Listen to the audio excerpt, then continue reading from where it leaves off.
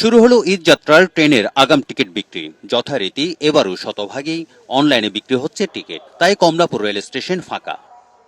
ঈদ উল ফিতরের যাত্রায় মঙ্গলবার দেয়া হচ্ছে 13 মার্চের টিকিট, বুধবার দেয়া হবে 14 মার্চের, এভাবে ক্রম অনুসারে 9 মার্চ দেয়া হবে 19 মার্চের টিকিট। অনলাইনেও চাপ সামলাতে সকাল 8টায় পশ্চিমাঞ্চল ও দুপুর 2টা থেকে পূর্বাঞ্চলের টিকিট বিক্রি শুরু হয়। 10 দিন আগে হওয়ায় প্রথম দিন খুব বেশি টিকিট প্রত্যাশী নেই। এই দিন বিক্রি হচ্ছে 27,000 টিকিট। এই চাপটা আস্তে আস্তে আরও বাড়তে থাকবে। দেখা যাবে যে 16 তারিখ বা 17 তারিখ থেকে এই চাপটা আরও বেশি পরিমাণে দেখা যাবে। প্রথম দিকে কিছুটা কম। প্রায় কোটি মানুষের চাহিদা থাকলেও রেলওয়ে ঢাকা ছাড়ার টিকিট দিতে পারবে 2.25 লাখ। তাই নিয়মিত ট্রেনের পাশাপাশি চলবে বিশেষ ট্রেন। সাপ্তাহিক বন্ধ বাতিল করা হয়েছে নিয়মিত ট্রেনের। টিকিট বিক্রিতে কালোবাজারি নেই বলে জানান স্টেশন ম্যানেজার। কাউন্টার থেকে তো কোনো টিকিট প্রদান করা হচ্ছে না, বা কাউন্টার থেকে টিকিট বাইরে যাচ্ছে, বিষয়টা এরকম হওয়ার সুযোগ নেই।